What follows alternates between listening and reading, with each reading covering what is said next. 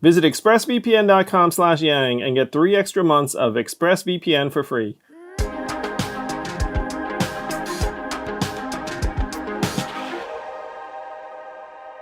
If infrastructure is all that enables commerce and prosperity and our economy to function, what could be more fundamental than caregiving?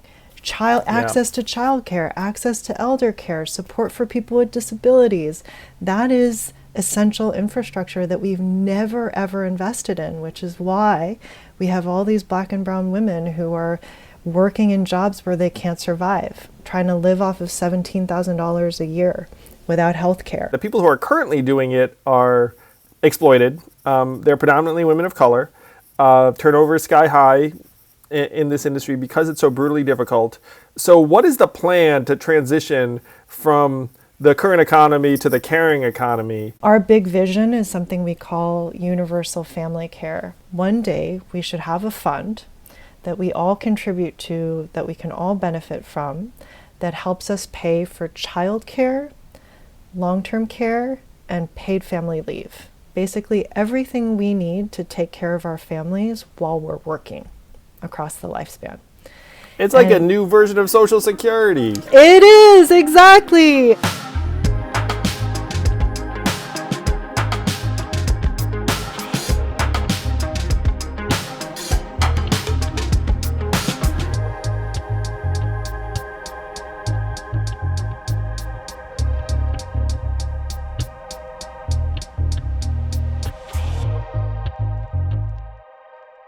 This week on Yang Speaks, we have the incredible founder and visionary and activist, someone I admire so much on so many levels, Ai-jen Poo. And we're going to be talking about Georgia in part because her organization is getting out voters right now in Georgia as we speak. Thrilled for this conversation. And in addition, we're going to talk about Yang's potential in the cabinet. You don't want to miss this. Tune in.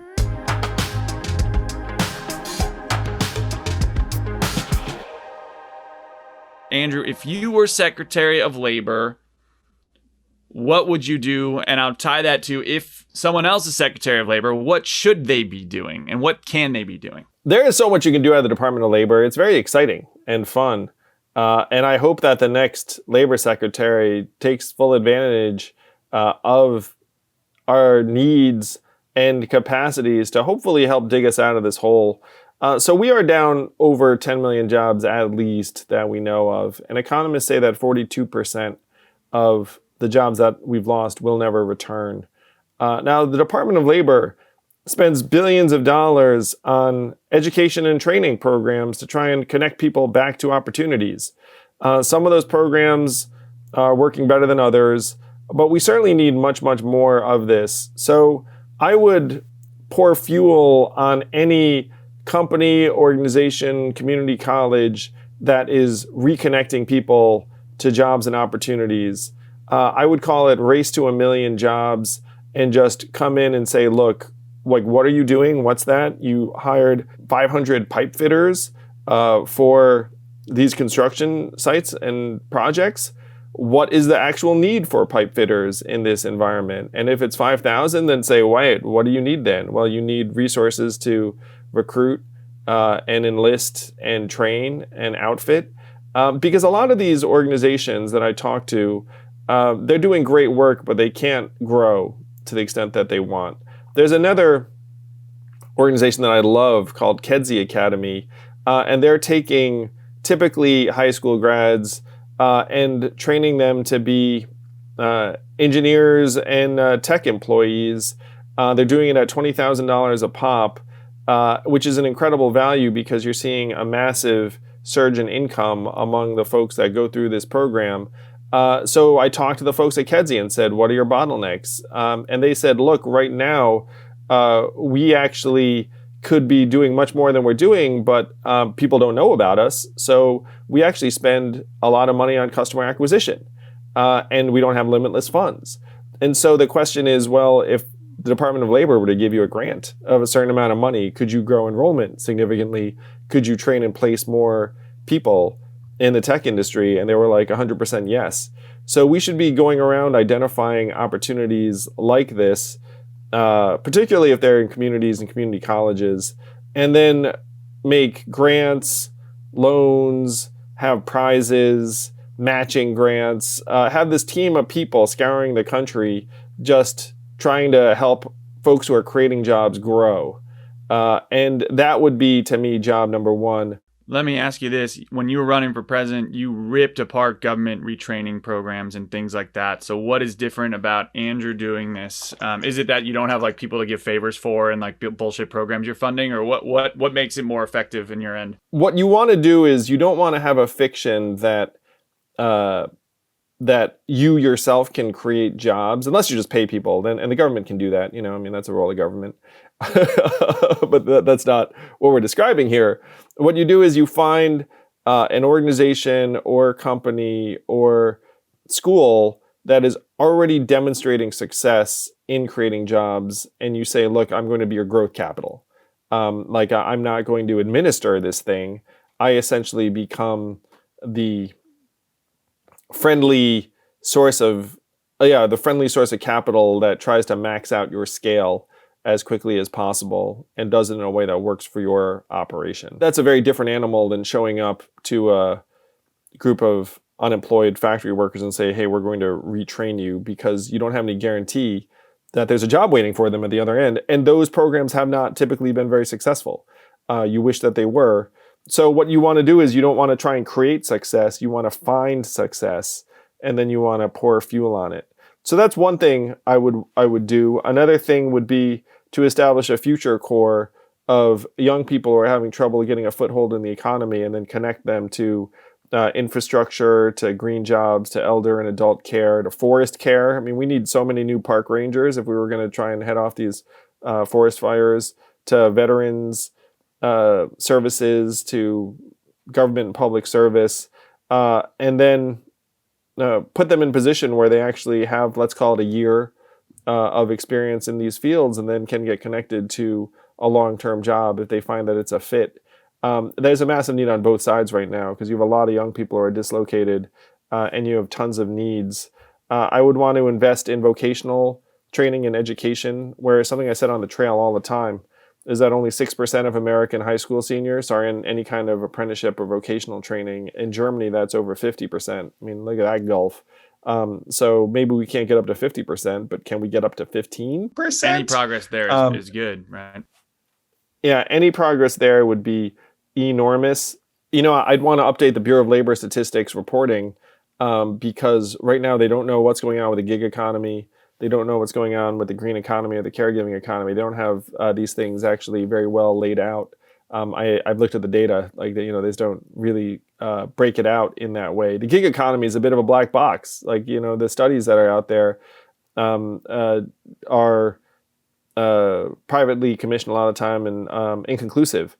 I would get away from this headline unemployment rate. I would use the U6 rate instead of the U3, which is what we hear of. That includes. Ooh, could you make the American Scorecard as Secretary of Labor? That's more the Bureau of Economic Analysis, which is under Commerce, but Labor could do at least the labor component of it. So you could update the measurements in a way that would, I think, be very powerful, and emphasize things like labor force participation rate, which is more telling than the U3 headline unemployment rate in many of these contexts. That would make me very, very happy. One thing that would also make me incredibly happy is trying to enforce actions against folks who are abusing this independent contractor designation. And I understand, I've run a business, but the economic incentives to say everyone's an independent contractor is sky high, because then you don't have to pay benefits, you don't have to give them health care. And we know that employers are abusing this. And on one hand, I almost don't blame you, because that's where all your incentives are. But on the other hand, we need to start treating people better and having better conversations about whether someone truly works for your company or if they're truly an independent contractor. So this is the funnest thing in the world, Zach. Some of the highest profile abusers of this designation, Vince McMahon of the WWE and Dana White of the UFC. They call their performers and athletes independent contractors, even though they're controlling all aspects of their behavior in many contexts. WWE performers can't even go on Twitch or Cameo And anytime they breathe the word union, they get fired. That's true both the WWE and the UFC, and that's illegal. So if you're the Secretary of Labor, you can actually go in and say, wait a minute, how the heck are you controlling every aspect of their behavior if they're an independent contractor? And then if you make them employees, you help them unionize. I mean, that's like a massive game changer. Or an association in MMA's case. For wrestlers, they should definitely have a union or join a union. For MMA, it's a little bit more complicated. I would do everything I can to encourage portable benefits programs that move around independent of work, because that's just the reality of the 21st century economy. I would try to put resources to work to help facilitate interstate migration and lower licensing requirements for everything from hairdressers to medical professionals. I would try and make it, you'll love this one, Zach, this is right up your alley. So there was like a fight over the fiduciary duties of financial advisors, whether they have responsibilities to you as the saver, and to disclose fees, not have conflicts of interest, et cetera, et cetera. And believe it or not, the Department of Labor actually put forward this rule because they enforce ERISA, which is the savings and pension plans. And there was a bit of a legal fight as to whether you could have this rule, and we should have this rule. It would save savers $30 billion a year. If you took out all the kind of extra fees that financial advisors are slipping in there, and they're often getting kickbacks. I mean, just gotta know that that's happening. Is that close to home for you, Zach? Very. I always thought you should have, similar to the way that doctors get sued for malpractice. I think financial advisors should have that same responsibility, particularly. There's the horror stories we would see, and they're not as rare as this sounds, but like the husband dies or the main breadwinner dies, and the lack of spending or insurance or planning leaves the wife and kids, or the homemaker and the children with nothing, or mountains of debt without knowing about it, or all these like liabilities and no clue. Like, to me, that's malpractice on the financial advisor's part, because some of the stuff gets so complicated. It can really screw up lives, and it's certainly costing us billions of dollars. It's making the financial advisory industry richer. But, is that really the purpose? The purpose should be to facilitate retirement savings and the rest of it. I would start a commission on AI and autonomous vehicles to figure out the prospective impact of employment. I mean, and that's not just truck drivers. I mean, Google just announced that they have AI that can do the work of call center workers, and you have 2 million call center workers in the United States. So there are massive trends coming down the pike. I would pilot a 4-day work week and have companies sign up for that. And Shake Shack and Microsoft have already experimented with that and then released data. I mean, if you have enough name brand companies operating in a 4-day work week, I mean, that could really start a movement that would benefit us all. There's so many fun things you can do out of labor. It was fun researching this, and hopefully the next Secretary of Labor takes advantage of what the department can do. And I would argue, no matter what, Congress needs to increase the funding to the Department of Labor, because we're in an historic crisis right now. And what is it? It's in large part a jobs crisis. And where should you be putting money? You should be putting money into people's hands, into small businesses, to cities and states, but you should also be putting it into the Department of Labor, because if there's an agency that should theoretically be creating jobs and helping, again, pour fuel on efforts that are doing so, it should be the Department of Labor. And having the same budget when you're in a jobs crisis as you do during flush times does not make any sense. So the only other thing I'll ask is, $15 minimum wage, we get hit on it, or we talk about it a lot. We prefer universal basic income. Is more flexible and it's mobile and not tied to the job. But for all the workers suffering now for lower pay, is there something you would, how would you handle that, given if you're Secretary of Labor, maybe UBI is not getting passed, would you explore a minimum wage or something in that regard? Well, the tough part is that the Secretary of Labor does not have control over minimum wage regs. It does have control over minimum wage reg enforcement.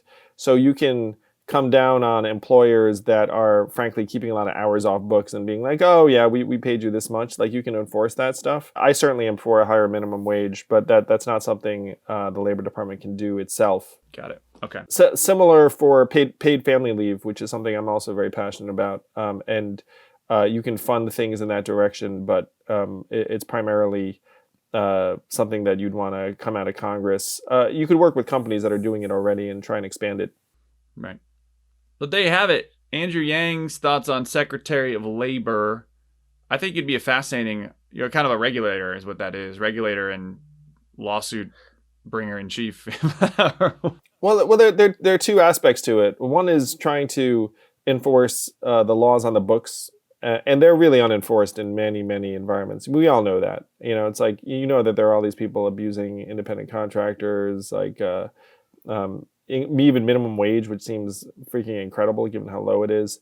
But then there are other things that the department does too that are actually growth oriented, where we spend billions of dollars on programs right now that are meant to try and connect people to the economy. Young people, like there's a program called Youth Build where we take high school dropouts and put them on construction sites to build housing for like low-income families. So programs that already exist like that, that we need more of in different segments of the economy, for green jobs, for caring jobs, for tech jobs in particular, because the opportunities in each of those fields are millions of jobs. I just think it'd be great to have someone thinking outside the box in some of these traditional roles. If you get someone in there that's just going to go status quo, country's on fire, so that won't help. It's just plain and simple. Don't care where you are, Democrat, Republican, country's on fire, you need to fix it. You need to put fire out. And one person who's known what people are going through, or workers are going through for so long, is Ai-jen Poo. She's the director of the National Domestic Workers Alliance. And there probably is not a more overlooked group than domestic workers in the country. These are so often women from immigrant communities who are kind of invisible. And Ai-jen has done amazing work organizing and fighting for national domestic workers for years. She got a MacArthur Genius Grant a number of years ago. I know, we're all like, whoa, you got a MacArthur Genius Grant. A bit like you're like Don, you've been like knighted as a genius if you get that award, generally speaking. There's some I disagree with, but generally it's pretty accurate. For an activist to get that is a very, very big deal. And her organization, again, is helping on the ground in Georgia. I've been a fan of Ai-jen's for a long time. We actually did some work together in like a relief project a little while ago. So here to talk about her work, what we're doing in Georgia, and what the future of labor looks like for a lot of people in this country. Ai-jen Poo.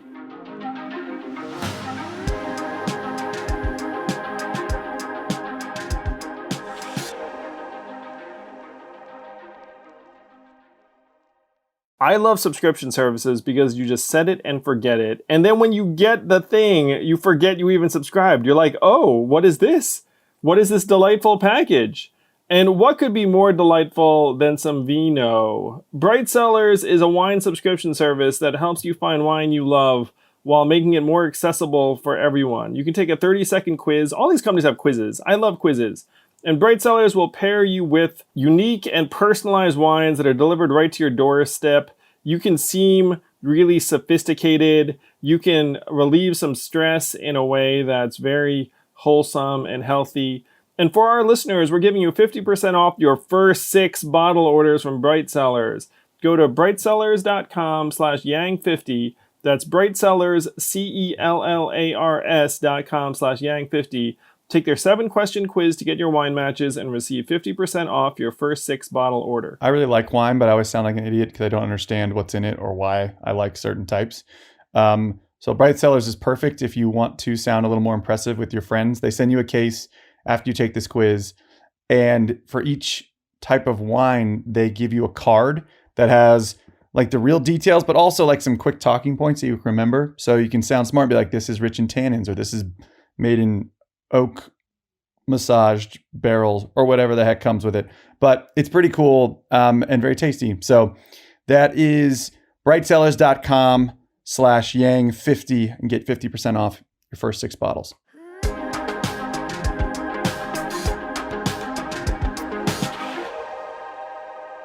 Hello, welcome everyone. I am thrilled to welcome to the podcast Ai-jen Poo, who is the senior advisor to Care in Action, which is an advocacy organization for domestic workers around the country, award-winning author, Time 100 alumna, MacArthur Genius Grant award-winning organizer. Ai-jen, it's so great to have you here. Welcome.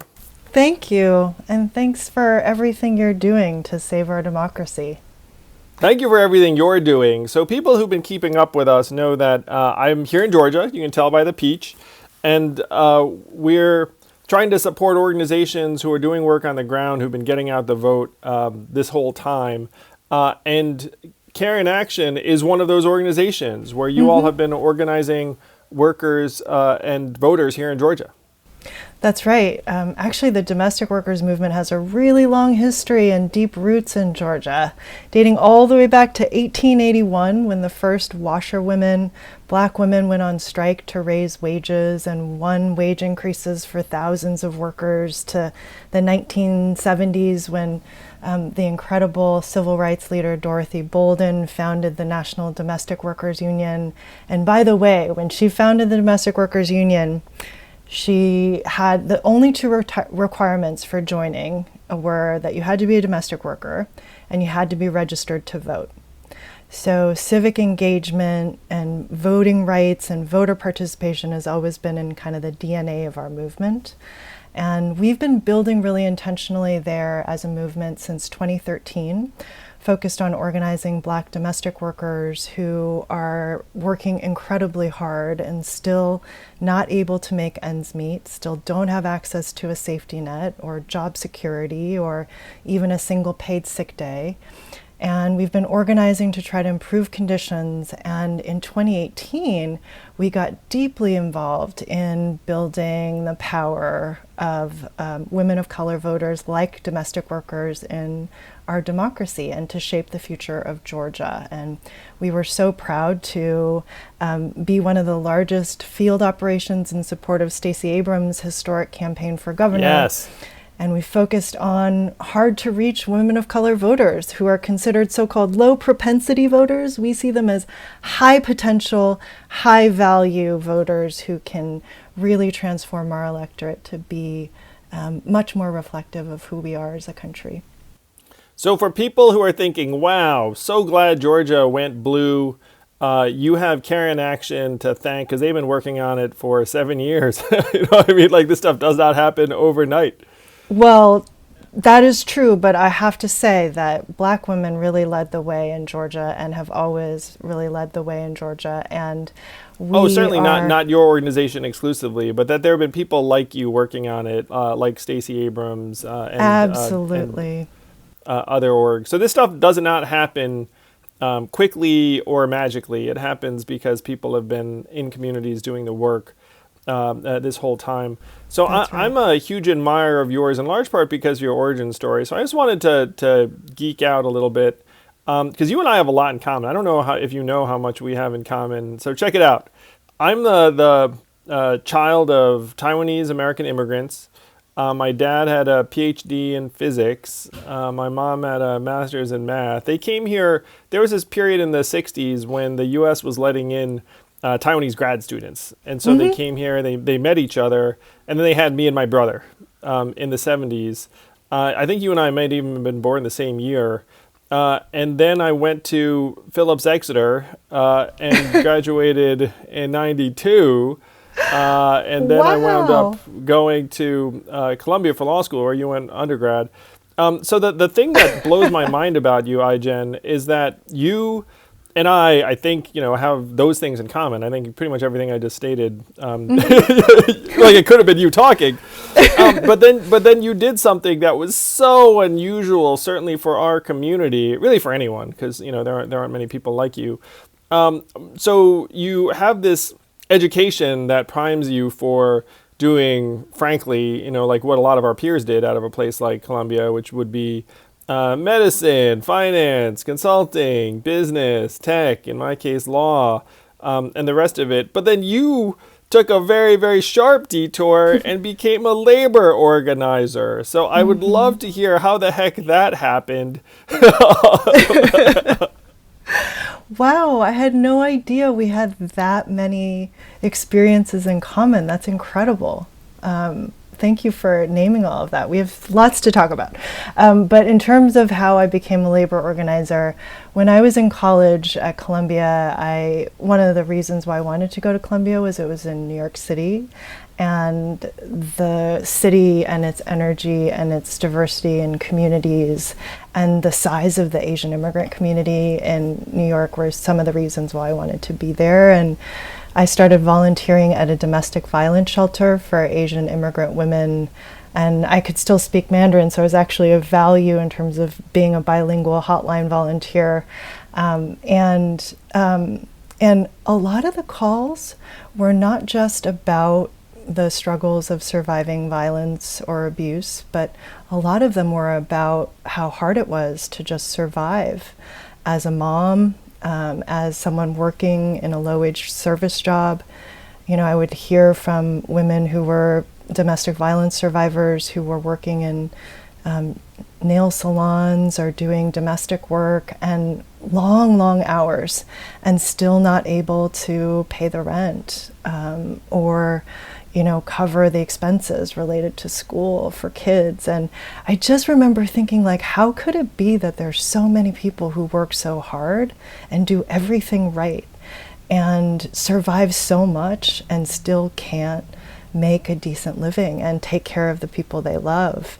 And that kind of led me down a path of trying to figure out how we make work better for women, especially women in our communities, women of color, women who are really struggling at the bottom of the economy, where we just don't value so much work that's actually essential. There are a lot of people who, frankly, volunteer at nonprofits when they're in college, but then they don't make a career out of it in the same way that you have. So, like, the thing that, again, I was wanting, because I'm genuinely curious, I think you can tell, is, so you're an undergrad, you're volunteering downtown, and then, like, how are you spending your summers? Like, and what is your first job when you graduate from school? And also, like, how is your family taking this in? But I'd love to start really, like, with what your college career looked like, and then what your first job was. Yeah. So in college, I volunteered at the New York Asian Women's Shelter and then also at the Committee Against Anti-Asian Violence, as you mentioned, where we started the Women Workers Project that led to lots of the other work to organize domestic workers. And then I also on campus was involved in a campaign in 1996 to win ethnic studies on campus at Columbia. So in the spring of 1996, there was kind of a multiracial coalition of students who came together to fight for an ethnic studies department. And the combination of the volunteering on campus, or the volunteering outside of campus in the community, and the work to try to change how things worked on campus and working across race, it was really transformative to me. Like, the fact that we actually waged a campaign, we took over buildings, we went on hunger strike, we did all kinds of stuff, and we won. There's now a Center for the Study of Ethnicity and Race at Columbia because of the activism that we did. And I think I got kind of addicted to winning. Like, I just got really excited about the fact that You're you like, could actually... I'm 1 for 1. What else could I do? Yeah, I kind of was like, hey, you could get just like regular people together, get together and fight for something and make some real change that can affect future generations. And I think I kind of caught the bug, but I didn't know that you could make it a career, to be honest, Andrew. Yeah, like, I was exactly. Like, I did not think of it as a career. I thought maybe I would be a writer. I was tutoring at the Borough of Manhattan Community College as a, in the summers, and then after I graduated, to help people prepare for the writing assessment test. I thought I would get some kind of a job to pay the bills while I wrote. Sure, maybe in publishing or something like that. Yeah, exactly. Yeah. I also worked in restaurants. I waited tables and I worked as a bartender. And I was a busboy at a Chinese restaurant in upstate New York, the Imperial Walk. Were you really? Yeah, I was. How old were you? When did you do that? I was in my teens. My Chinese was too shoddy for me to translate orders, so I couldn't be a waiter. I was like, in some ways, because that's what you had to do to get the orders to the kitchen. You had to write in Chinese because the cooks don't speak English. So they were anyway. So yeah, we had that experience in common too. It sounds like it sounds like you were further up the server food chain than I was, because your Chinese it sounds like it's better. Well, I think my grandparents raised me, so they taught me Mandarin as my first language. But, when you're mainly a child learning a language, so I feel like I have like a 10-year-old's level of vocabulary. I don't know if people know this about me, Ai-jen, but I got left back in Chinese school over and over again. So like the folks, Ooh. like the kids next to me were just like, like I was getting bigger and bigger. And like the class always staying the same size, like this overgrown third grader. The Chinese school.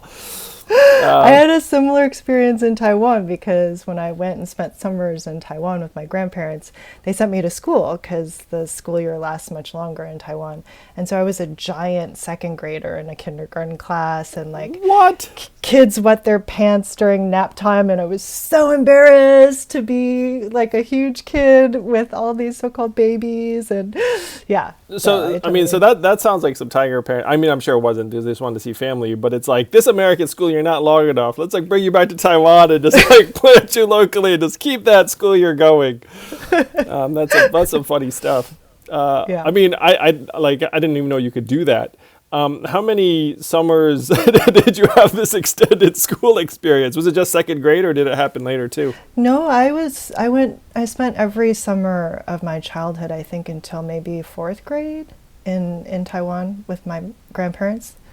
Wow. Well, you must have been very close to them. That's beautiful. Yes. Yes, very, very close. And my grandmother in particular is like my hero. She just passed away recently, actually, in I'm April. sorry. Mm-hmm. Yeah, May. my grandmother Sorry. as well. Oh, really? Did Taiwan. you lose your Oh, I'm Yeah, so sorry. last year while I was running for president, my grandmother passed.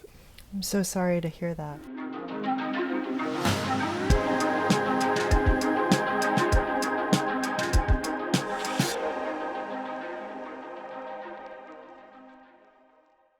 You know what time it is. It's time to talk about your data and why it is getting ripped every time you go on the internet. Unless you use a VPN, and the VPN you should use, according to us, is ExpressVPN, because ExpressVPN is the #1 rated by CNET, Wired, and other people who check it out for a living. Companies use it. We recommend it. You should use it too. It safeguards your data, makes it so that no one can see what you're doing. You can access some of that really racy foreign content because you can beam into the internet in another country. If this all sounds like your jam, expressvpn.com/yang right now. You can get 3 months of ExpressVPN for free. That's expressvpn.com/yang. Visit expressvpn.com/yang to learn more. I just went to my parents' house for Thanksgiving, and happy to say my VPN worked there too. So I got to stream because I had, frankly, really crappy Wi-Fi, and I was a little worried, and it worked great. This thing works wherever. It's easy to plug in. expressvpn.com/yang. Visit expressvpn.com/yang and get 3 extra months of ExpressVPN for free.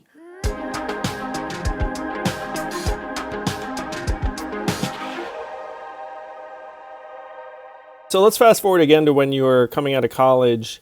So you're waiting tables, you're doing various things, you're a bartender. And so, how did you figure out that activism was an actual career choice after you'd had this massive victory your senior spring? I didn't really know that it was. When I was volunteering at CAV, and we started the Women Workers Project, the Committee Against Anti-Asian Violence.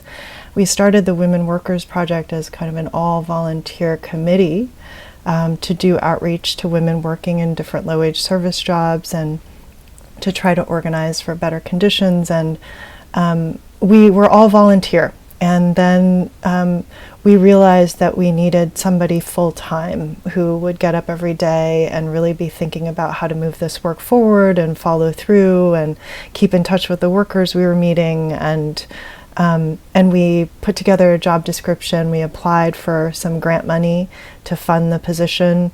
And I really didn't think that I would do that, but when nobody applied for the job, everyone in the volunteer committee convinced me to do it. So I started out doing it part-time for a while, and then it became full-time. And I think what I'll say is that even then, I didn't think of it as my life's path. I just I think I followed the women that I met and organized with along the way, and was so moved by the incredible courage and resilience of the women that I would meet in the work. And I just kind of took their lead and kept going. And we would win along the way. And that also kept me going. Wow. So you're tutoring, you're bartending, and then you're volunteering, and then the volunteerism gets to a point where it's like, hey, someone should actually start doing this like part-time. So do you remember who the original grantors were to fund this part-time and then full-time position? I think the New York Women's Foundation and the Ms. Foundation, maybe. The North Star Fund. It was a while ago, obviously. And yeah, it sounds like some of the grassroots social justice foundations in New York City, really important early supporters for seed projects like that. So listen to this, philanthropists and funders. You end up funding these positions, and then sometimes they end up mushrooming into these world-changing activists. Doesn't happen. You know, if you don't fund it, who knows? Maybe Ai-jen is doing something else right now. You never know.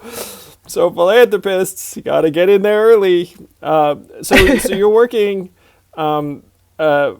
eventually a full-time role for CAV, and then you wound up transitioning into starting your own or organizing really domestic workers and starting an organization to that effect. What is that arc like? Because I can see the volunteer, I can see, okay, no one else wants to do it, so everyone's like, Ai-jen, you do it. And one of the things that happens in these environments, it's a little bit like a school project where responsibility ends up falling on whoever the most competent person is. You know what I mean? Like if you have like a class project and there are 5 of you, and then there's one person who's on top of it and the other 4, not as good.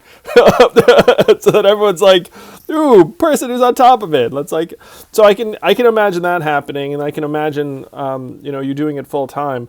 But then there was like this entire arc where you go from part-time to full-time to actually starting your own organization, which is a very, very big deal. And this, I'd imagine, happened, this arc transpired, it seems like, throughout your 20s. Well, one thing that your listeners should really know is that none of these things are because of singular individuals or processes. And at least in my experience, I've been organizing for 25 years, and it has always been a collective effort. And maybe my name is on paper as the staff person or as the executive director or as a co-founder, but it takes groups of us, squads. It's always a squad effort, I find.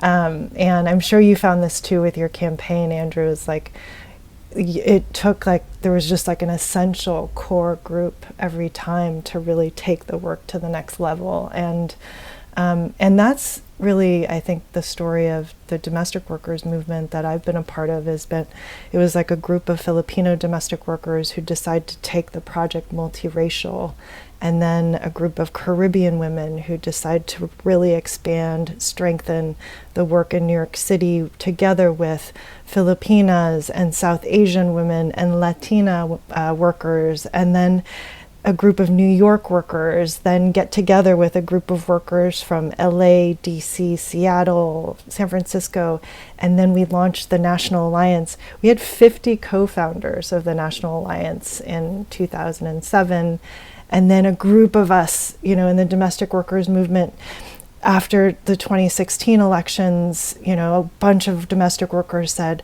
we need an advocacy platform.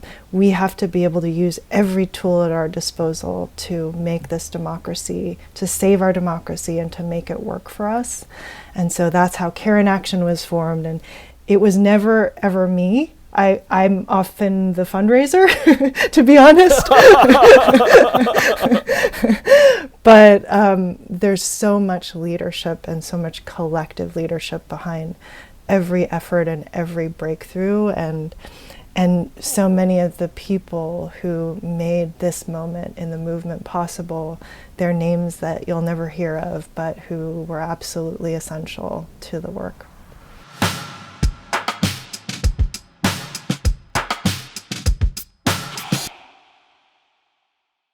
I recently just tweeted drink water, which is always a good idea. The more you're hydrated, the better off your body's going to be. It's something really easy and healthy you can do for yourself. But a lot of us don't even do that, frankly. I mean, let's be honest. So how can you make it more active and efficient? Take liquid IV. You put this stuff in water and then it like supercharges water. So you drink it and it's like you're getting 3 times the hydration. I know, it's freaking magic of science. So that sounds like the kind of thing that would actually have you get the hydration you need. Liquid IV is for you. It's one of those things I wish we had on the campaign, Andrew, because what you're doing in the campaign, you're trying to stay sick the whole time and you're just pounding bottles of water. And then frankly, you have to go to the bathroom the whole time because you're just literally pounding water all day long. In this case, one of these is like 3+ bottles of water, and it actually tastes pretty good. I like the lemongrass ginger one that I've done. They've got one that literally tastes like apple pie, which is kind of crazy. Watermelon's great. They got basic lemon lime too, a ton of different flavors, and it's simple. It's a quick pouch. You can put it on the road, throw it in your suitcase, throw it in your backpack. It's great, and it works. You feel better. You feel like you don't need to drink so much water because you literally are hydrated. You can get 25% off when you go to liquidiv.com and use the code YANG at checkout. That's 25% off anything you order when you use promo code YANG at liquidiv.com. Get better hydration today at liquidiv.com, promo code YANG.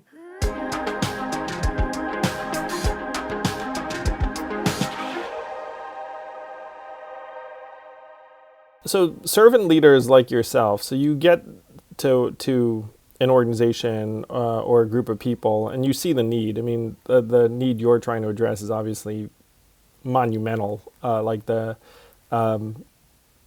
mistreatment of and systematic marginalization of domestic workers. I mean, it's very, very pervasive. It's like, it's political, it's economic, it's human, like it's everything.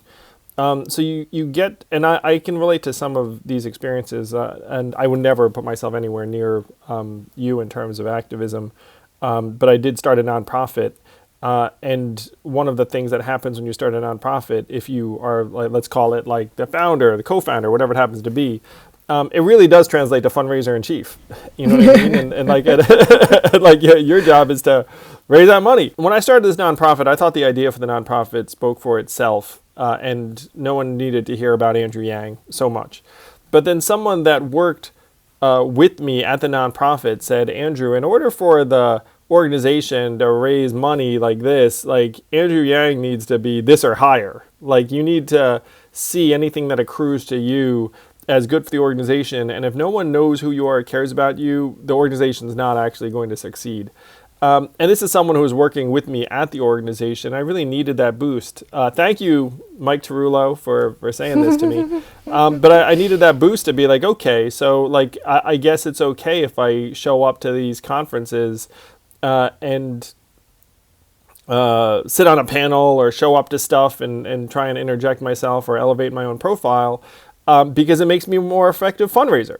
And the fact is, if you're serious about trying to start an organization or raise money, that stuff's very, very useful. So that was like a very big shift for me because you don't want it to be about you. You want it to be about the work and the folks who are actually doing the work very often.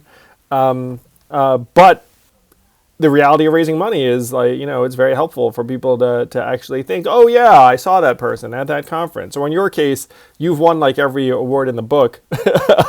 and there's part of you, I'm sure, that's like, who cares about the awards? But then but the awards end up opening doors for you, so that what started out as a meeting with like a funder at this level, like eventually becomes a meeting at this level. Yeah. No, it's a really interesting thing, because I don't think any of us get into this work to be on panels or go on TV or, or That's even really funny. My dream is to be on a panel at some social innovation conference. And I'm an introvert, so the idea of going on MSNBC is like horrifying for me. But you do it in the service of the work, and then you do realize that that visibility is really important, not for you, but for the work and the goals of your work, but it's still kind of conflicted. And I remember when I learned that I was going to be a recipient of the MacArthur Fellowship. The Genius Award, for anyone who doesn't know. Anyway, continue. My first reaction was like, no, this is not right. I'm a part of a movement, and to single me out, if there's any genius here, it's in the collective. And so I remember feeling really conflicted and weird and exposed, and I think where I've come is that if you're using your platform in the service of good, that in some ways you're leaving power on the table by not taking up that space.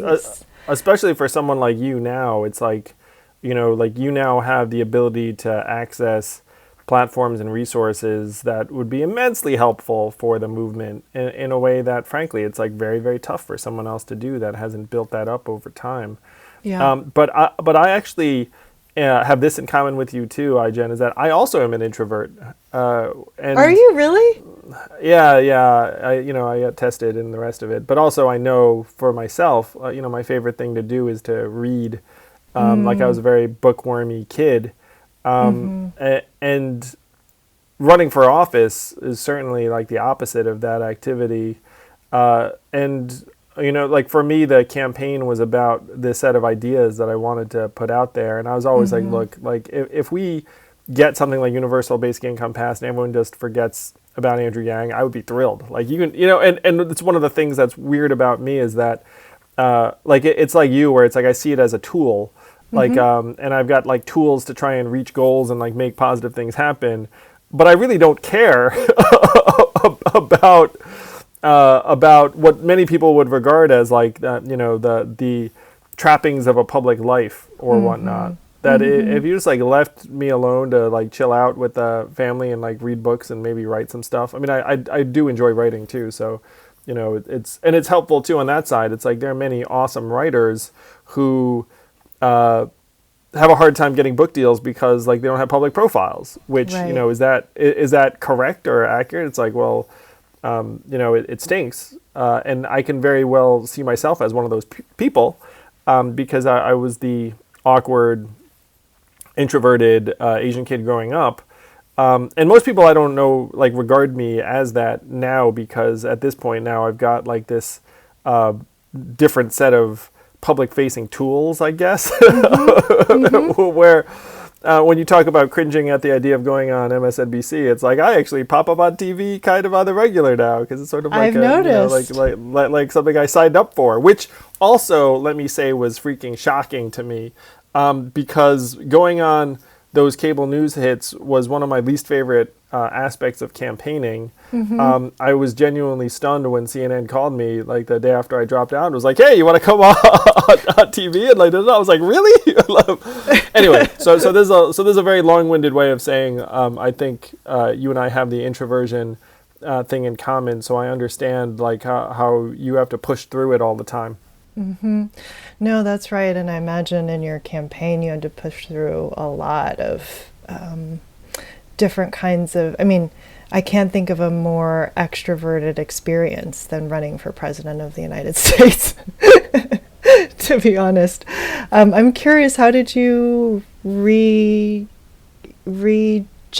your energy through the campaign? Afterwards?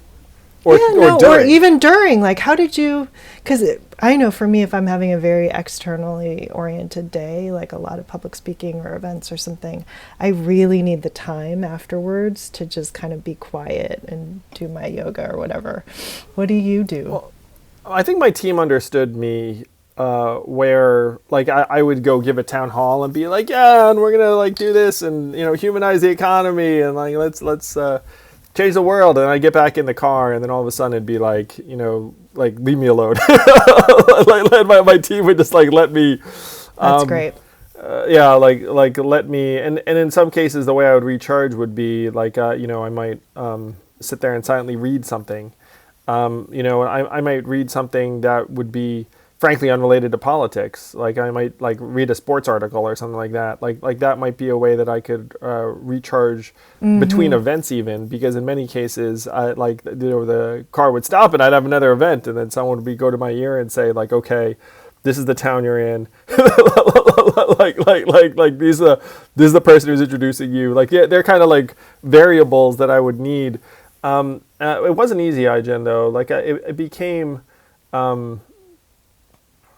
it was wild in that I pushed myself further than I had ever had to before, and I started running in like late 2017, but no one paid any attention.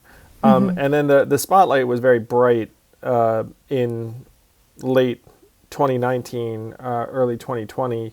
And so I had to develop adaptations I never thought I would.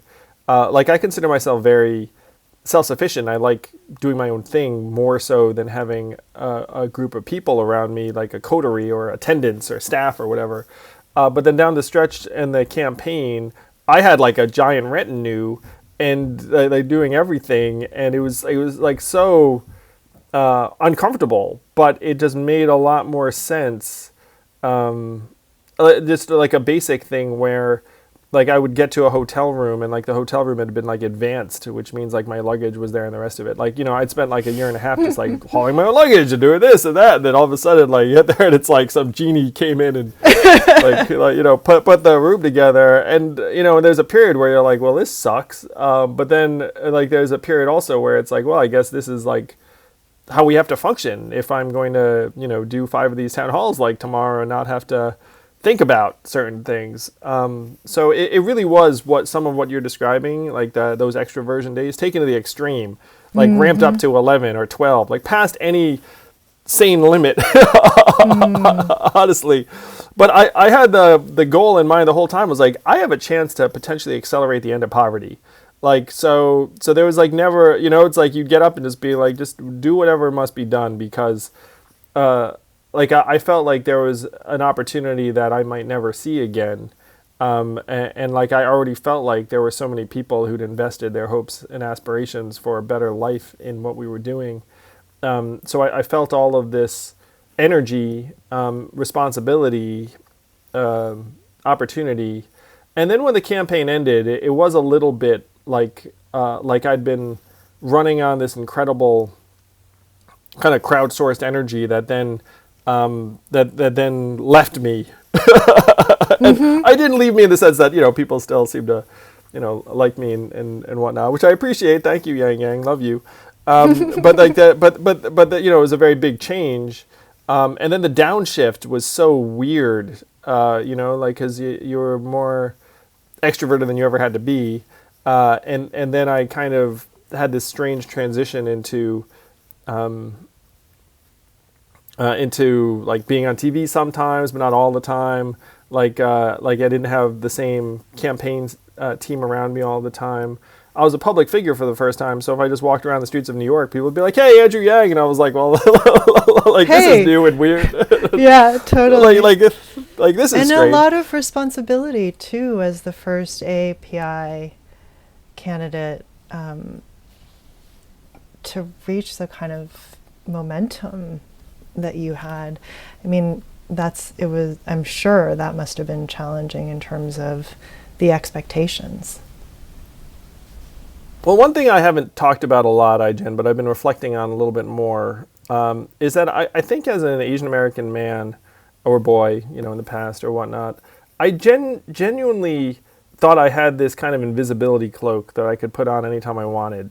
Where if you like walk into a deli or a restaurant, like no one pays much attention to you if like you're not really trying to be, generating attention.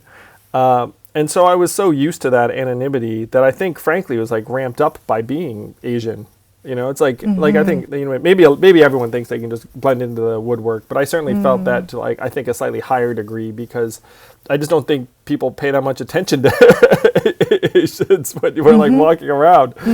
And so the first time someone recognized me when I was not wearing anything related to the campaign, where I just had like sweats and a hoodie on. And someone was like, "Hey, Andrew Yang," I was like, "You know who I am?" Like the whole thing just discombobulated me so much.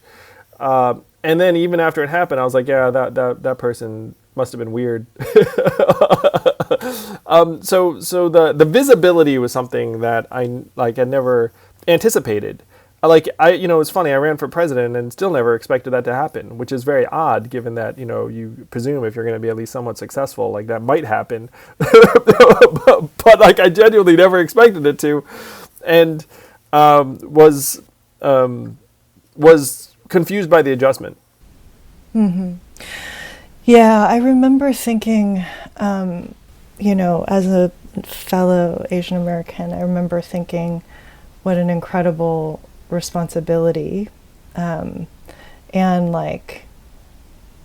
wow, do you have I remember wondering, like, do you have a kitchen cabinet of other AAPI leaders who you could consult on how to navigate it all? Because having to do that alone must have been really challenging. And I remember, I'll just be totally honest, like some of the calls you would make around like leaning into the math thing or talking about being more American and raising, wearing flags and things like that. I just remember being like, oh no, like let's not reinforce stereotypes that could be really challenging. But then I also understood that there was a really important need for you to claim your identity in a way that was authentic to you, and the responsibility of having to then think about representation of all of us in this role of you trying to just lead, is one that's just fundamentally unfair and a reflection of white supremacy itself. Wow. That certainly lets me off the hook for a lot of things. Well, no, I'm not letting you off the hook here. I'm just saying, like, I know enough about how anti-Asian racism works that I know that you were in a really tough spot. And so, yeah, there were many moments I wish I could have like called you up on the bat phone and been like, "Hey, Andrew, no, let's not do this." Well, what's funny, Ai-jen, is that you somehow would have had to make those calls like before the fact, and I probably didn't even know I was going to do it before the fact. so it would have been to try to insulate me from some decision I was going to make, 5 minutes later. I have. Can I say one thing, though, before you continue? Which is that I think that it was also amazing to watch you become, like, as an organizer, right? As you, like, I watched your campaign early and then how it evolved, and you became, like, a better and better campaigner, like, every day. You got sharper, you got stronger, you were just, like, and it was kind of amazing to watch. And that moment when, like, you and your wife came out about autism and your experience with your child, like that was so important and could have easily not happened. And so I just think it was also very historic. And so even if I had some disagreements along the way, I was also like, go, along the way as well. And this is before you knew that you and I had so much in common. That's right. Exactly.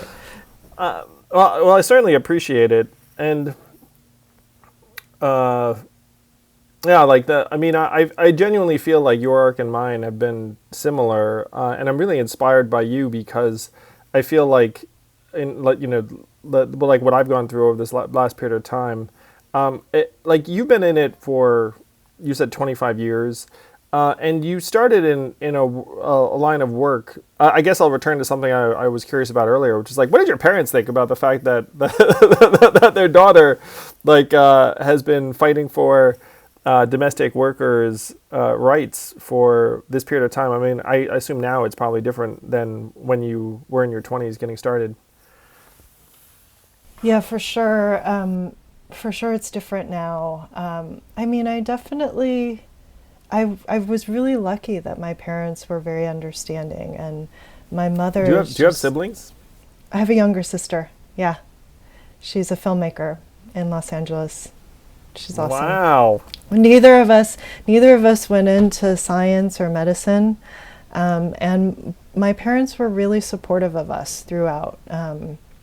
I think wrapping their heads around how I was going to make a living was like a question, but like that work pays. Like question mark. Yeah, exactly, like that's a job, but I think and also what the job was, like what is a community organizer, what is but I think that they knew they're both very caring individuals and justice minded, and I think that they liked the fact that I was pursuing something that I was really passionate about, and both of them did the same, and they're both incredibly passionate about their work and committed to it as like some real driving force, higher purpose. And I think they were glad that I found that for myself, even if they had questions about livelihood issues along the way. I feel like you and your sister could have a competition as like, which of us chose a more financially impractical career path? And then your sister's like, what's that? You're a community organizer? I'm going to go you one better. Independent filmmaker. Like, maybe you gave her cover with your parents where she was like, well, I mean, heck, look at Ai-jen. Like, they can't be too bad if I become a creative. Yeah, no. Were your parents supportive of you? I mean, they were sad when I left the law because I had a secure professional career, and my parents were very happy about that. And then when I left to become an entrepreneur, and a failed entrepreneur at that, and that was not easy for them. And then it became very confusing to them. I was always working on various startups to, frankly, low degrees of success for a number of years. And so they were pretty sad about that. They became enthusiastic about my political run only after the fact. Like when I broached it to them, they were not pumped about it, which was probably fairly sane of them. I mean, and then later they became my biggest boosters. In the scheme of parents, and Asian parents in particular, my parents have been awesome. There was never any attempt to try and change my decision or path. There was certain levels of concern. Exactly. But there was never like you're making a mistake and I'm going to try and like drive you to do this and not this. I mean, one of the things I said when I left the law, I was like, look, I'm not going to ask you for a dime, so don't worry about it. It's my decision, and like I'll handle the responsibility. Like the consequences will be mine and not yours. Maybe you can't brag about me to your friends anymore, but you'll survive. Was what I said to them. Which maybe it was a little obnoxious, but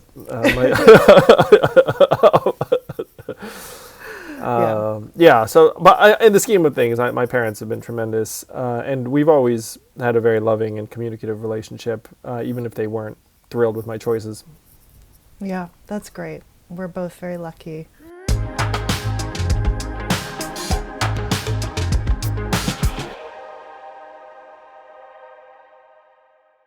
It has been tough to eat right, to stay healthy during this time. I know we're all there. I don't know about the rest of you. Just go into the kitchen and just look for something to eat. Well, one of the things that's keeping us healthy during this time is Athletic Greens. It contains 75 vitamins, minerals, and whole food sourced ingredients, including a probiotic, so you feel like your gut is working better, and it really does feel like everything's working better. If you ingest Athletic Greens, just mix it with water, down that thing, and you feel like you had a meal's worth of nutrition and then some. So one tasty scoop of Athletic Greens contains 75 vitamins, minerals, and whole food sourced ingredients, including a multivitamin, multi-mineral, probiotic, green superfood blend, and more. And they all work together to fill the nutritional gaps in your diet, increase your energy and focus, aid with digestion, and support a healthy immune system. So I love this because it helps me with my stomach. I can eat spicy foods and I take athletic greens in the beginning of the day. I have no problem digesting some of the crazy things I normally eat, and I feel healthier when I do it. And if you decide to try Athletic Greens right now, you get a free 1-year supply of vitamin D and 5 free travel packs in case you're doing some traveling. Simply visit athleticgreens.com/yang and join experts, athletes, and health-conscious consumers around the world who make a daily commitment to their health every day. That's athleticgreens.com/yang and get your free year supply of vitamin D and 5 free travel packs today.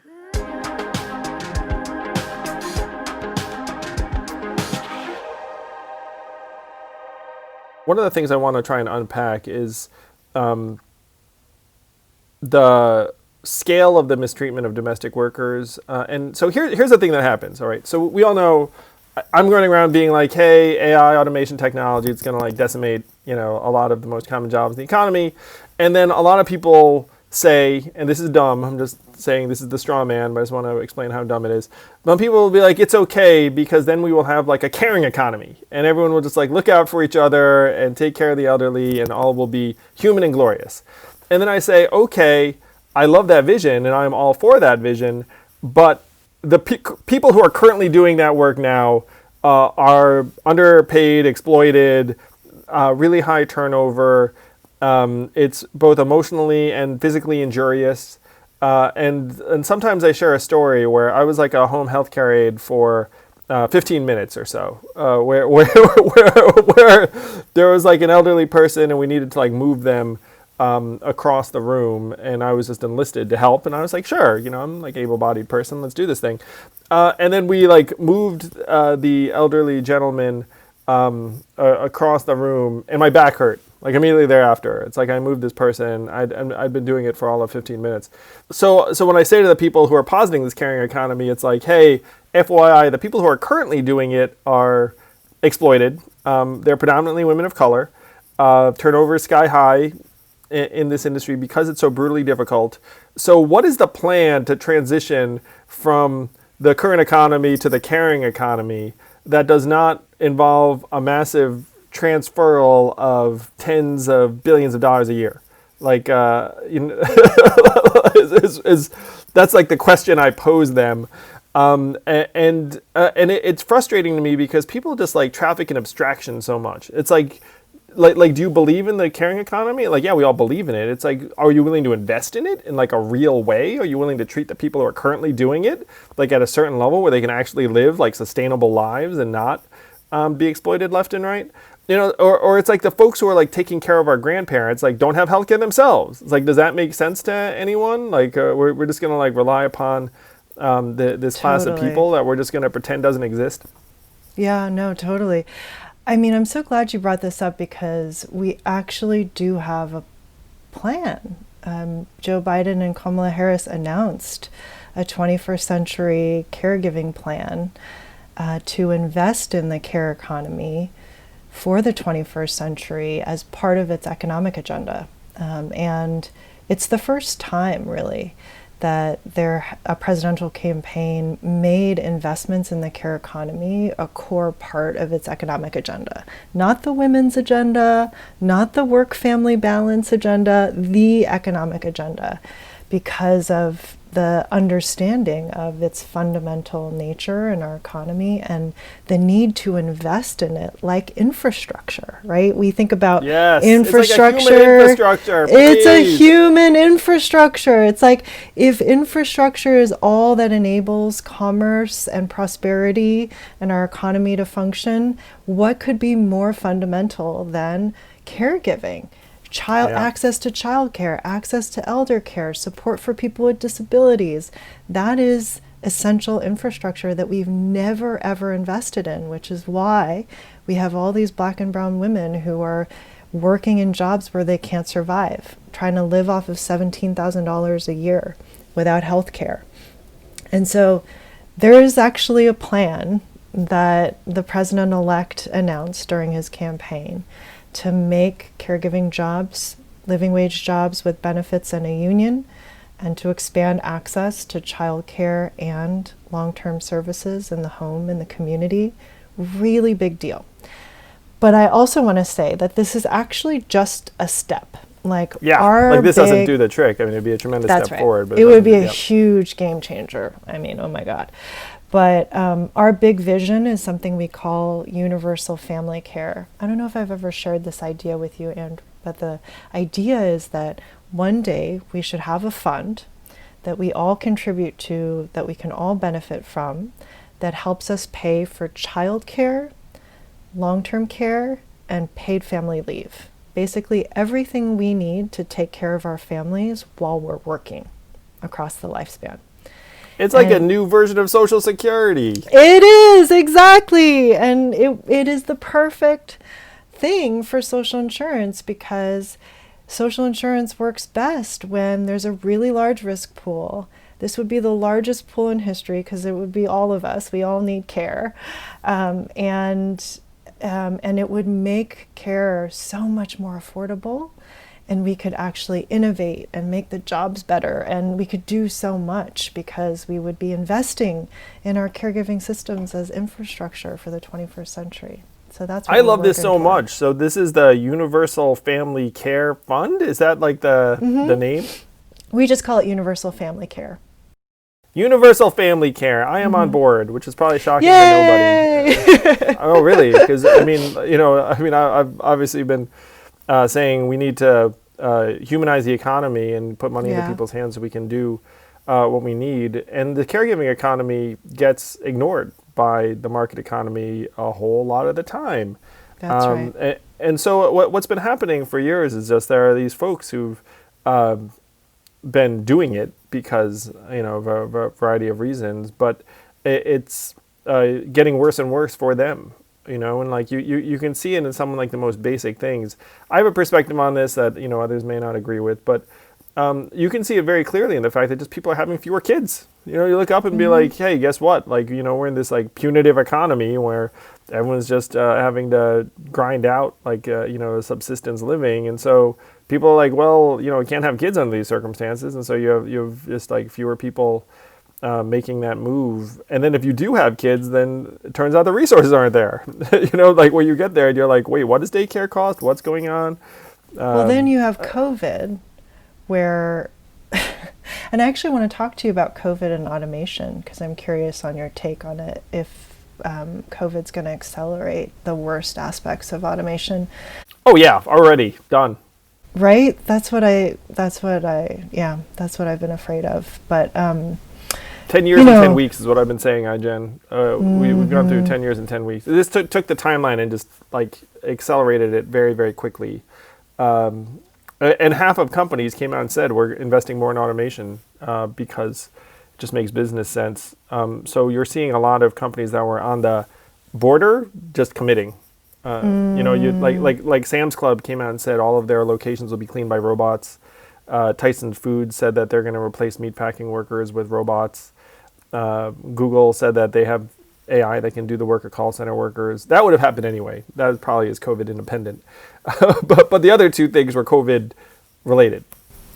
Well, the thing also that my economist friend Larry Katz at Harvard explained to me is that automation has always been a part of our lives, right? Always. But some of the resilience that we've seen in our economy has to do with the length of time that we have to actually see how you some can make tech advances adaptations create, and whatnot.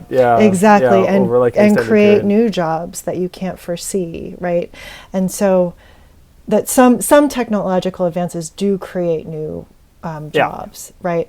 But that happens through time, and when you have an accelerated time frame for automation, like what happened with COVID, there's not enough time for the resilience piece to work itself out. Yes. Kind of it makes me very, very concerned and scared, honestly. Is like I have a sense as to what COVID has done to workers. It's been catastrophic, and our legislators haven't really responded to it meaningfully in the right ways at all No. since March, for sure. I can't believe we still don't have an essential workers bill of rights. Yes. I can't believe it. So you've gotten me very excited about the fact that Joe and Kamala had proposed this plan on the campaign. And so I'd imagine that this plan requires legislation. Is that accurate? Yep. I mean, it requires action on the part of Congress, so it can be done through budget reconciliation. But it does need action on the part of Congress and champions in Congress and a real push, a real mandate from people. And so that's what we've been trying to organize. I've been really focused on rallying all the troops, the caregivers, the older people who need care, people who are in need of child care and long-term care, coming together. And we actually have a whole group, a coalition we call the Care Infrastructure Table, where child care advocates, paid leave advocates, and long-term care advocates are all working together to try to make the caregiving plan a reality.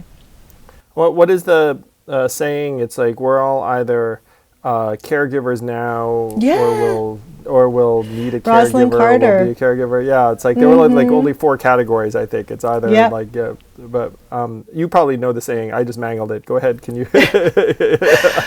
Well, former First Lady Rosalind Carter, one of our best advocates for family caregivers, she says that there's only 4 kinds of people in the world. People who are caregivers or will be caregivers, people who need care or will need care. And my addition to that is that usually we're more than one of those categories at any given moment. Most of us are receiving care of some sort and providing it in some way or another, and we have very little support in order to do that, and it's such an important part of our lives. The big Yes. breakthrough on caregiving in the COVID crisis, though, is that we used to see caregiving as this like personal individual responsibility, and if you couldn't figure out how to afford childcare or how to manage long-term care for your parent, it's because you failed, you suck, like you're a bad parent or you're a bad daughter. And what COVID taught us is that this is actually a huge challenge that requires a collective public policy solution. Yes. You know, and that COVID hopefully has just put to rest a lot of the bullshit. That's like the only kind of silver lining I can kind of try and take solace in, because there's been a lot of like, well, it must be your fault, and then now it's like, is it really the bartender's fault that they don't have a job right now? You know, it's like it doesn't make any sense. Very well said. Put to rest a lot of the bullshit. I like that. I hope so, and I hope we respond appropriately legislatively. It's why I'm here in Georgia, and it's why that you are doing the work you're doing in Georgia to help, or your organization. So Yep. if someone wanted to help you and your work, help organize for caregivers in a more human-centered economy, like what's the place that you would direct them to if they wanted to put time, resources, money? Careinaction.us is our URL. That's careinaction.us, and there are volunteer opportunities. You can always donate and support, and we're really well connected in Georgia to all of the organizations who are working on organizing, building power, making change in Georgia year-round, and this election in particular, and the Senate runoff. And there's a coalition of groups called Georgia Engage that is working on mobilizing voters to make sure that John Ossoff and Reverend Warnock win. And for your API listeners, there's a special Asian American Advocacy Fund, and they have a PAC, and they have a brilliant plan to turn out API voters in Georgia for the special elections. And 4.7% of Georgia voters, just let me throw it out there. Exactly. It's huge. We can really make the difference here. And so if you want to support them, it's Asians for Georgia. They're doing amazing work in our community. Well, you're doing amazing work for all of us, Ai-jen. Thank you for everything you've done. It's truly inspiring to me to see someone that I have so much in common with that has made the choices and impact that you've made. I find myself to be something of an unintentional activist, I suppose. Like I see myself as a problem solver, and then I realize that the biggest problems are bearing down on us that require an invigorated public sector in a way that it has not been. And so I, ran for president and did a bunch of other things. But you've been doing small things. I know. Yeah, no, I mean, but genuinely, still, like it struck me. I was like, well, this is like the only logical way to try and solve this stuff. But you've been doing the work in such like a genuine, selfless, human way for decades, I'm so glad that you see opportunities for your work to actually come to fruition in the next number of days and weeks, because we really need you to win. Talk about your win when you were 22 or whatever. Like, we need you to win now, like much, much bigger, much more so than even then. So thank you. Thank you so much. Yes, no. My big slogan for 2020 is winning is self-care. So I'll take it. Winning is self-care. Yes, exactly. And look, I really, really appreciate you and all of the ways that you have courageously stepped up and stepped forward. And I mean, the ambition of having big ideas for solving big problems and then doing big things like run for president. I just love it. Oh, and thank you. I think it's awesome. Thank you. I appreciate it, Ai-jen. Yeah. Thank you. I'm just grateful to my wife every day for putting up with with my being gone all that time, and but thank you. It really means a lot to me coming from someone like you. Well, more soon. Let's do some stuff together. Let's win Georgia, and thank you for being there. And then let's do more. Let's win the care agenda. Let's end poverty. Let's do universal family care. Let's do it. Universal family care.